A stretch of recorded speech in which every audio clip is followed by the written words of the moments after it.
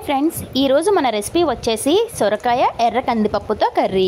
ఇప్పుడు మనకు కావాల్సిన ఇంగ్రీడియంట్స్ సొరకాయ, టమోటాలు, ఉల్లిపాయ, పచ్చిమిర్చి, కరివేపాకు, ఎర్ర కందిపప్పు. ఇప్పుడు ఇవన్నిటిని మనం ముక్కలుగా కట్ చేసుకొని ఒక ప్లేట్లో ఉంచుకోవాలి. అలాగే ఎర్ర కందిపప్పును కూడా కడిగి ఒక దగ్గర ఉంచుకోవాలి. ఇప్పుడు మనం ఒక బాండీ తీసుకొని బాండీలో ఆయిల్ వేసుకోవాలి. ఆయిల్ వీటయ్యాక ఆవాలు, పచ్చిమిర్చి, కరివేపాకు, ఉల్లిపాయలు వేసుకోవాలి. ఇవన్నిటిని ఫ్రై చేసుకోవాలి. కొంచెం లైట్ గోల్డ్ కలర్ వచ్చేంత వరకు ఫ్రై చేసుకోవాలి. ఇప్పుడు మనం ఇవి బాగా ఫ్రై అయ్యాక సొరకాయ ముక్కలు వేసుకోవాలి. సొరకాయ ముక్కలు వేసుకొని బాగా కలుపుకొని కొంచెం సాల్ట్ వేసుకున్నట్లయితే తొందరగా మగ్గుతాయి.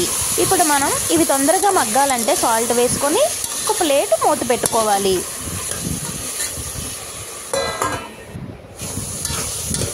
ఇలా మూత పెట్టుకున్నట్లయితే ఇలా తొందరగా మగ్గుతాయి. ఇప్పుడు మనం ఈ సొరకాయ ముక్కలు బాగా మగ్గిపోయినాయి కాబట్టి ఇప్పుడు మనం దీంట్లో టమాటాలు కూడా వేసుకోవాలి.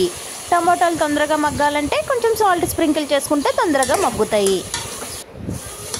చూడండి, టమాటాలు కూడా బాగా మగ్గిపోయినాయి. ఇప్పుడు మనం కడిగి ఉంచుకున్న ఎర్ర కందిపప్పుని దీంట్లో వేసుకోవాలి.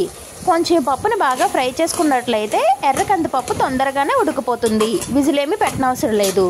ఇప్పుడు మనం ఈ పప్పు బాగా వేగాక కారం వేసుకోవాలి. కారం సరిపడినంత కారం వేసుకోవాలి. కొంచెం కారం ఎక్కువైతేనే పప్పులో టేస్ట్ ఉంటుంది. నార్మల్ పప్పు కాదు కదా, ఎర్ర కందిపప్పులో కొంచెం కారం ఎక్కువగానే వేసుకోవాలి.